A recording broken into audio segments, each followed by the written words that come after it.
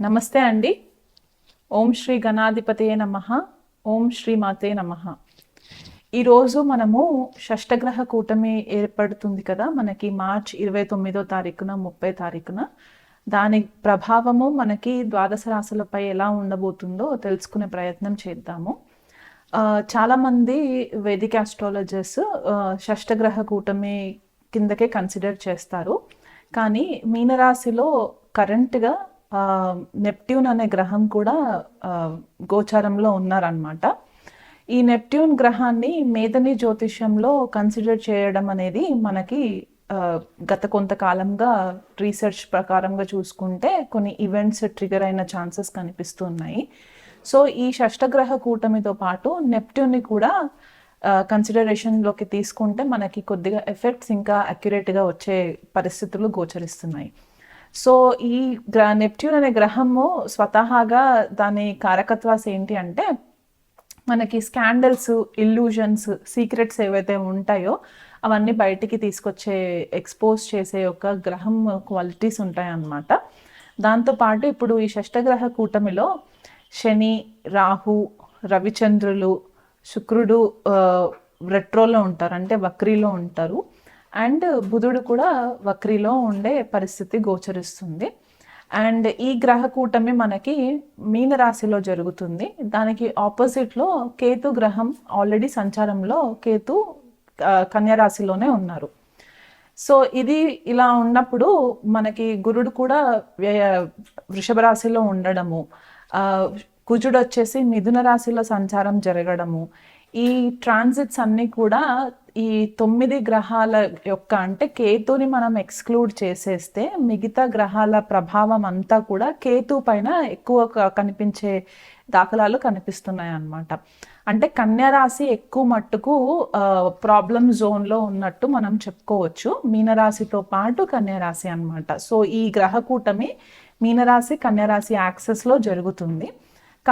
కాలపురుష కుండలిలో మనకి షష్ఠ భావము అండ్ ద్వాదశ భావము మనకి ఎఫెక్ట్ అయ్యే ఛాన్సెస్ కనిపిస్తూ ఉన్నాయి. సో ఇప్పుడు కన్యారాశి జనరల్గా మనం ఏం చెప్పుకుంటామంటే డిసీజెస్కి కారకం అని చెప్తాం. అంటే మనకు వచ్చే వ్యాధులకి ఈ కన్యారాశి మెయిన్ కారకం ఉంటుందన్నమాట. అక్కడ కేతు గ్రహ సంచారం ఏంటంటే, కేతు వైరస్ని కూడా సిగ్నిఫై చేస్తూ ఉంటుంది. సో మనకి వైరస్ స్ప్రెడ్ అవ్వడం అనేది కొద్దిపాటిగా ఈ గ్రహ కూటమి ఏర్పడడం వల్ల కూడా మనకి అది కనిపించే ప్రభావము చూపిస్తూ ఉంటుందన్నమాట. ఈ షష్టగ్రహ కూటమి ఏర్పడిన రోజు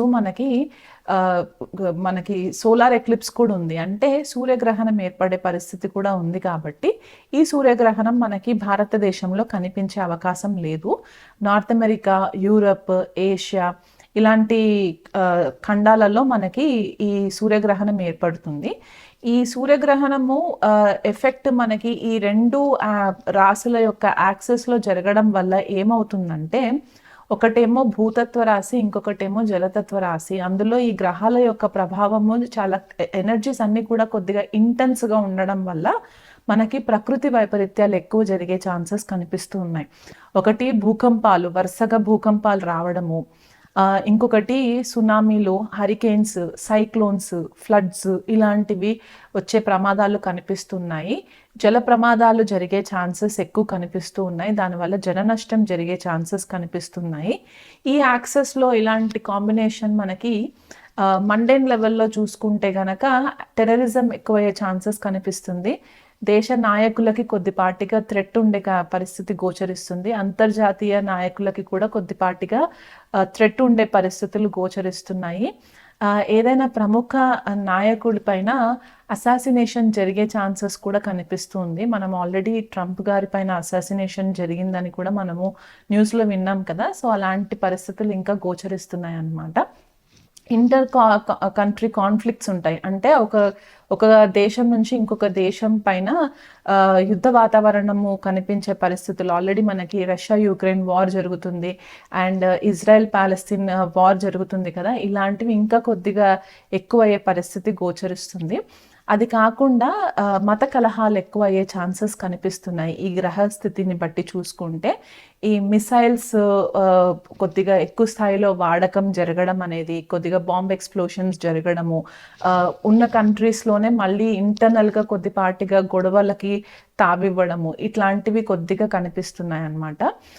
కుజుడి యొక్క వీక్షణ కూడా కేతు పైన ఉంటుంది కాబట్టి ఇంకెక్కువ స్థాయిలో అగ్రెషన్ ఎక్కువ అయ్యే ఛాన్సెస్ కనిపిస్తూ ఉన్నాయి. చాలామంది రెస్ట్లెస్ అయిపోతూ ఉంటారనమాట.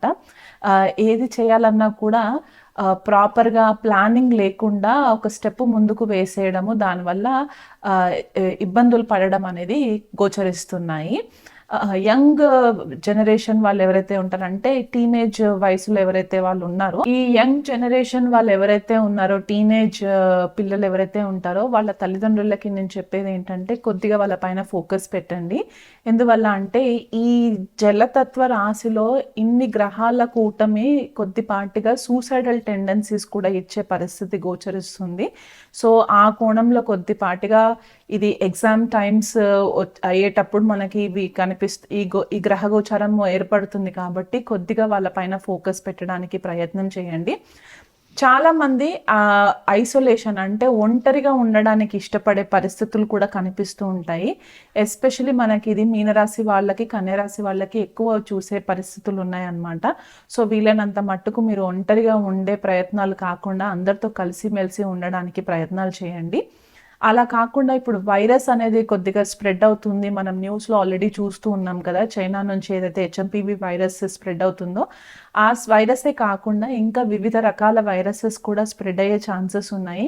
కానీ దానికి భయం ఫేస్ చేయకుండా కొద్దిపాటిగా మీరు ముందే ప్రికాషన్స్ తీసుకొని మీ ఇమ్యూనిటీ లెవెల్స్ని గనక మీరు కొద్దిగా హ్యాండిల్ చేసుకొని రెగ్యులర్గా మెడిటేషన్, యోగా ఇట్లాంటివి ఏవైనా ప్రాక్టీసెస్ కనుక మీరు హీలింగ్ ప్రాక్టీసెస్ చేసుకున్నట్లయితే కనుక అది ముందు రాకుండానే కొద్దిగా అవాయిడ్ చేయడానికి పాసిబిలిటీస్ మీరు ఏర్పరచుకున్న వాళ్ళు అవుతారు. అండ్ ఇది కాకుండా కొద్దిగా నాన్ వెజ్ అవాయిడ్ చేయడానికి ట్రై చేయండి. ఆల్కహాల్ కన్సంప్షన్స్ అవాయిడ్ చేయడానికి ట్రై చేయండి. ఎందువల్ల అంటే ఈ డిప్రెషన్లోకి వెళ్ళే పాసిబిలిటీస్ ఎక్కువ కనిపిస్తూ ఉన్నాయి. స్పెసిఫిక్గా జలతత్వ రాశులు అంటే మీనరాశి, కర్కాటక రాశి, వృశ్చిక రాశి వాళ్ళు ఎక్కువ మట్టుకు డిప్రెషన్లోకి వెళ్ళే ఛాన్సెస్ కనిపిస్తున్నాయి. కాబట్టి అలా కాకుండా వీలైనంత మట్టుకు కొద్దిగా అందరితోటి కలివిడిగా ఉండి దైవారాధనలో ఎక్కువ టైం స్పెండ్ చేయడానికి ప్రయత్నం చేసుకోండి. ఈ గ్రహ కూటమి ఏదైతే ఏర్పడుతుందో, ఎవరైతే ఎక్కువ ఆధ్యాత్మికమైన మార్గంలో ఉంటారో వాళ్ళు ఒక ప్రణాళికబద్ధంగా స్పిరిచువల్ ప్రాక్టీసెస్ చేస్తూ ఉంటారో, ఎలా అంటే meditation, pranayama, breathing exercises, yogic life style lead చేస్తూ ఉంటారో అలాంటి వాళ్ళకి ఈ పర్టిక్యులర్ గ్రహ కూటమి పెద్దగా ఎఫెక్ట్ ఇవ్వదు. అలా కాకుండా ఒక రొటీన్ లైఫ్కి అలవాటు పడిపోయి ఒక మెకానికల్ లైఫ్ స్టైల్ లీడ్ చేసే వాళ్ళు ఎవరైతే ఉంటారో వాళ్ళకి గ్రహ కూటమి కొద్దిగా ఇబ్బంది పెట్టే పరిస్థితులు గోచరిస్తుంది. కాబట్టి ఇక మీదటైనా సరే ఈ వీడియో చూసిన తర్వాత కొద్దిగా మీ రెగ్యులర్ డైలీ హ్యాబిట్స్ని కనుక మీరు కొంచెం మార్చుకున్నట్లయితే ఈ గ్రహ కూటమి ఏర్పడి దానివల్ల నెగిటివ్ ఎఫెక్ట్స్ ఏదైతే వచ్చే ఛాన్సెస్ ఉన్నాయో దాన్ని మీరు అధిగమించిన వాళ్ళు అవుతారనమాట. సో వైరస్ వస్తుంది అని చెప్పేసేసి భయపడిపోయి మీరు ఇంకా ఎక్కువ యాంగ్జైటీకి గురి అవ్వకుండా దాన్ని ఎలా మీరు కంట్రోల్ చేసుకోగలుగుతారో, మీ ఇమ్యూనిటీని ఎలా పెంచుకోగలుగుతారు అనేది ఆ కోణంలో మీరు ఆలోచించి మీ ప్రయత్నాలు మీరు చేసుకోండి. వృశ్చిక రాశి వాళ్ళకి ఈ షష్టగ్రహ కూటమి పంచమ స్థానంలో ఏర్పడుతుందండి. పంచమ స్థానం జనరల్గా మనము క్రియేటివ్ మైండ్, పిల్లల గురించి, లేకపోతే మన రొమాంటిక్ లైఫ్ గురించి, లవ్ అఫేర్స్ గురించి కూడా చూస్తూ ఉంటాము. అండ్ పూర్వపుణ్య భావం కూడా చెప్తూ ఉంటారనమాట. సో ఈ వృశ్చిక రాశి వాళ్ళకి ప్రజెంట్ ఈ షష్టగ్రహ కూటమి ఏర్పడడం వల్ల పిల్లల పైన ఎక్కువ ఫోకస్ పెట్టడానికి ప్రయత్నం చేయండి. ఎందుకంటే మీకుండే ప్రాబ్లమ్స్ మీరే ఎక్కువ ఫోకస్ చేస్తూ ఉండి పిల్లల్ని కనుక మీరు కొద్దిగా నెగ్లెక్ట్ చేస్తే కనుక పిల్లల విషయంలో కొద్దిగా మీరు నిరాశ పడే పరిస్థితులు కనిపిస్తున్నాయి ఈ గ్రహ గోచారం వల్ల. వాళ్ళ ఆరోగ్యం పట్ల కొద్దిగా శ్రద్ధ వహించండి. ఎస్పెషలీ ఫస్ట్ పుట్టిన పిల్లలు ఎవరైతే ఉంటారో వాళ్ళ ఆరోగ్యం పట్ల కొద్దిపాటిగా కేర్ఫుల్గా ఉండండి. టీనేజ్లో ఉన్న స్కార్పియో అంటే వృశ్చిక రాశి వాళ్ళు ఎవరైతే టీనేజ్లో ఉన్న పిల్లలు ఉన్నారో వాళ్ళ వాళ్ళ వాళ్ళ సిచ్యువేషన్స్ ఏంటి, వాళ్ళు ఏం చదువుతున్నారో, ఎట్లా ఉన్నారు అనే ఒక ఈ ప్రాపర్గా అనాలిసిస్ చేస్తూ ఉండండి. ఎందువల్ల అంటే ఈ గ్రహ కూటమి కొద్దిపాటిగా మీకు కన్ఫ్యూజన్ కూడా క్రియేట్ చేసే పరిస్థితి కనిపిస్తుంది. కొన్ని నమ్మసఖ్యని విషయాలు కూడా మీకు ఎదురయ్యే పరిస్థితులు కనిపిస్తాయి. కాబట్టి మీరు కొద్దిగా ఇగ్నోర్ చేసినా సరే అది ముందుకి కొద్దిగా పెద్దగా రిజల్ట్ ఇచ్చే ప్రాబ్లమ్స్, అంటే పెద్ద ప్రాబ్లమ్స్గా టర్న్ అయ్యే ఛాన్సెస్ ఎక్కువ కనిపిస్తూ ఉన్నాయి. కాబట్టి ఆ విషయంలో కొద్దిగా కేర్ఫుల్గా ఉండండి. మీకు ఉదర సంబంధితమైన ప్రాబ్లమ్స్ కూడా వచ్చే పరిస్థితి గోచరిస్తుంది. ఎందుకంటే స్టమక్ రిలేటెడ్, లేడీస్కి అయితే యూటిరస్కి సంబంధించి ప్రాబ్లమ్స్ ఏదైనా సడన్గా బయటకు వచ్చే పరిస్థితి కనిపిస్తుంది వృశ్చిక రాశి వాళ్ళకి. సో ఈ విషయంలో కూడా కొద్దిగా తగు జాగ్రత్తలు మీరు తీసుకున్నట్లయితే నెగ్లిజెన్సీ ఏమాత్రం పనిచేయదు ఇక్కడ. సో కొద్దిగా అలర్ట్గా ఉండి మిమ్మల్ని మీరు మేనేజ్ చేసుకునేలాగా చూసుకోండి. అలా కాకుండా ఏదైనా ఇది వరకు లవ్ అఫేర్స్లో ఉన్న వాళ్ళు ఎవరైనా ఉంటే కనుక, ఏదైనా రిలేషన్షిప్స్ ఉంటే కనుక దాంట్లో కూడా మీకు కొద్దిపాటిగా హార్ట్ బ్రేక్ సిచ్యువేషన్స్ అయితే కనిపిస్తున్నాయి. అంటే సడన్గా గొడవలు రావడము, దానివల్ల మీరు కొద్దిగా డిస్టర్బ్ అవ్వడము, లేదా మీ పార్ట్నర్స్ గురించి ఏదన్నా ఒక విషయం మీకు తెలియడము, దానివల్ల మీరు బాగా ఇబ్బంది పడడము, ఇట్లాంటివి కూడా కనిపిస్తున్నాయి. ఇలాంటి టైంలో మీరు ఒకవేళ ఇదివరకు ఏదైనా స్టాక్స్లో ఇన్వెస్ట్మెంట్ చేసి ఉండి, లేదా స్పెక్యులేటివ్ బిజినెస్లో కనుక డబ్బులు ఇన్వెస్ట్మెంట్ చేసి ఉంటే కనుక పెద్దగా లాభాలని కూడా ఎక్స్పెక్ట్ చేయకండి. ప్రాఫిట్స్ వస్తాయి కదా అని చెప్పి మళ్ళీ ఎక్కువ డబ్బులు ఇన్వెస్ట్మెంట్ మాత్రం చేయకండి. కొంతమందికి ఈ లాటరీ టికెట్స్ కొనడము, లేకపోతే స్పెక్యులేటివ్ బిజినెస్, గ్యాంబ్లింగ్ ఇట్లాంటి వాటిలలో ఇంట్రెస్ట్ ఉంటుంది కదా, ట్రేడ్ మార్కెటింగ్ ఇట్లాంటి దాంట్లో ఈ టైం ఫేవరబుల్ కాదు మీకు ఇన్వెస్ట్మెంట్స్ చేసుకోవడానికి. ఎందుకంటే పంచమ భావము చాలా నెగిటివ్ ప్లానెట్స్, అంటే పాపగ్రహాలతో ఎక్కువ క్లట్టర్ అయిపోయి ఉంది. కాబట్టి కొద్దిపాటిగా మీకు ఆ కోణంలో ఇబ్బంది క్రియేట్ చేస్తూ ఉంటుంది. అంటే మీకు ఏమనిపిస్తుంది అంటే స్టాక్స్ బాగానే ఉన్నాయి కదా, ప్రాఫిటే కనిపిస్తున్నాయి కదా, నేను ఇప్పుడు ఇవి సేల్ చేసి మళ్ళీ కొంటాను అని చెప్పేసి అనుకుంటే కనుక అది మిమ్మల్ని కొద్దిగా ఇబ్బంది పెట్టే పరిస్థితి గోచరిస్తుంది వృశ్చిక రాశి వాళ్ళకి. మీకు మీరే ఈ పర్టిక్యులర్ గోచారము కంప్లీట్ అయ్యేంత వరకు మీరే గైడ్ లాగా ఉండేలాగా ప్లాన్ చేసుకోండి. ఎందుకంటే మీరు ఎదుటి వాళ్ళపైన ఆధారపడితే కనుక మీకు తగిన రిజల్ట్ రాదు. సో వీలైనంత మట్టుకు మీ డెసిషన్ స్కిల్స్ 1కి 10 సార్లు ఆలోచించుకొని మీరు డెసిషన్స్ తీసుకోండి. ఎందుకంటే ఇది పంచమ భావము అండ్ లాభస్థానంలో ఈ పర్టిక్యులర్ షష్టగ్రహం కూటమి యాక్సెస్ ఏర్పడుతుంది. కాబట్టి మీరు నెట్వర్క్ సర్కిల్ విషయంలో కూడా పెద్దగా ఎక్స్పెక్టేషన్స్ చేయడానికి కూడా లేదు. అక్కడ కూడా కొద్దిపాటిగా కన్ఫ్యూజన్ ఏర్పడుతుంది.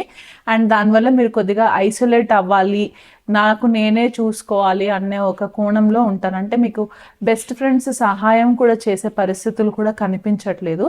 అన్ని రకాలుగా కూడా మీకు హెల్ప్ అనేది కట్ అయిపోతూ ఉంటుందన్నమాట వృశ్చిక రాశి వాళ్ళకి. సో దానివల్ల కొద్దిగా ఇబ్బంది పడే పరిస్థితి కనిపిస్తుంది. కాబట్టి మీకు మీరే ప్రాపర్ గైడ్గా ప్లానింగ్ చేసుకొని ముందడుగు వేయండి.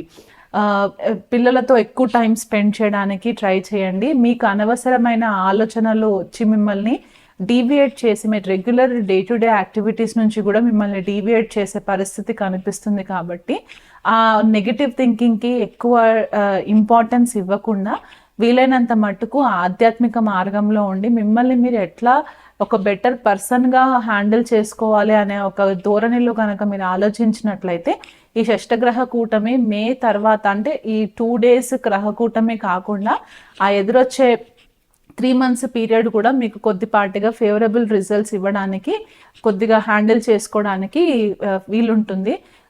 భార్యాభర్తల మధ్యలో ఏమన్నా విభేదాలు వస్తే గనక దాన్ని కూర్చొని సార్ట్అవుట్ చేసుకోవడానికి ప్లాన్ చేసుకోండి. ఎందువల్ల అంటే ఇక్కడ ఈగోలకి మీరు పోతే గనక, ఈగోలకి తావిచ్చినట్లయితే గనక మీకు ఇంకా రిలేషన్షిప్లో డిసప్పాయింట్మెంట్సే కనిపిస్తాయి తప్ప పెద్దగా రిజల్ట్ ఏమి ఉండదు. సో అందువల్ల కొద్దిపాటిగా మీ ఈగోని కంట్రోల్లో పెట్టుకోండి. అగ్రెషన్ ఏదైతే వస్తుందో దాన్ని కంట్రోల్లో పెట్టుకుని కనుక మీరు ప్లాన్ చేసుకుంటే ఈ షష్టగ్రహ కూటమి ఇబ్బందులు ఎక్కువ పడకుండా బయటికి రావడానికి ఈజీగా ఉంటుంది.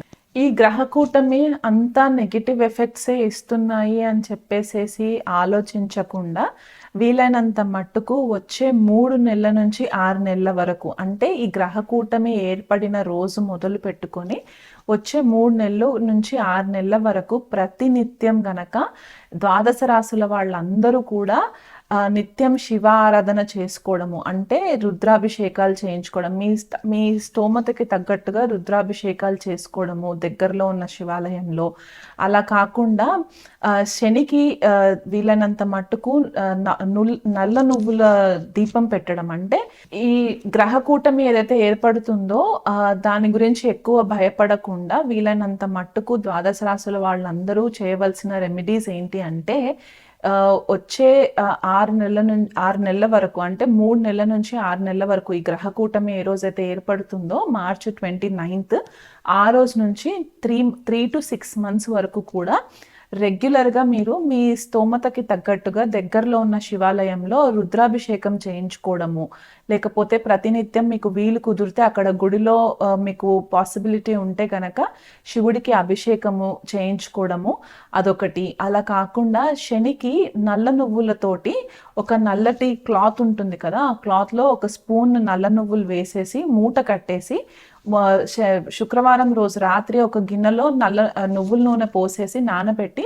శనివారం రోజు ఉదయము ఇది దగ్గరలో ఉన్న శివాలయంలో నవగ్రహాలు ఎక్కడైతే ఉంటాయో అక్కడ ఈ నల్ల నువ్వుల దీపం ఒకటి వెలిగించి ప్రతి సాటర్డే మీరు ఇది విధంగా చేసుకున్నట్లయితే కొద్దిపాటిగా ఈ గ్రహకూటమి వల్ల ఏర్పడే నెగిటివ్ ఎఫెక్ట్స్ని మీరు కొద్దిగా కంట్రోల్ చేసిన వాళ్ళు అవుతారు.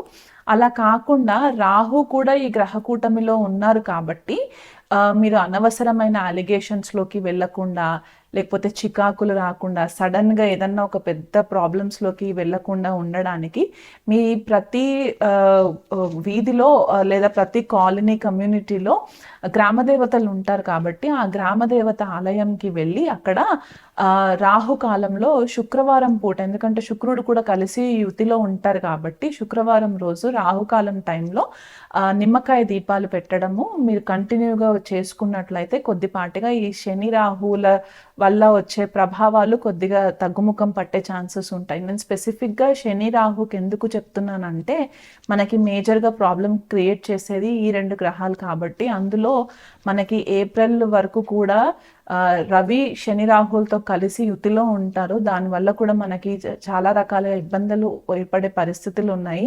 ఈ వైరస్ స్ప్రెడ్ అయ్యి మనకి ఇంకెక్కువ ఇంటెన్సిటీ ప్రాబ్లమ్స్ రాకుండా ఉండడానికి ఈ రెమెడీస్ చెప్తున్నాను అనమాట.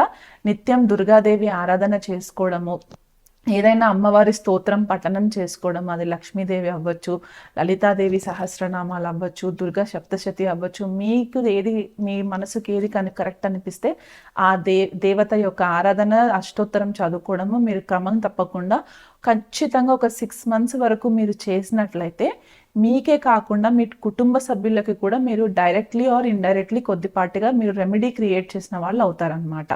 సో తప్పకుండా ఈ రెమెడీస్ ఫాలో అవ్వండి.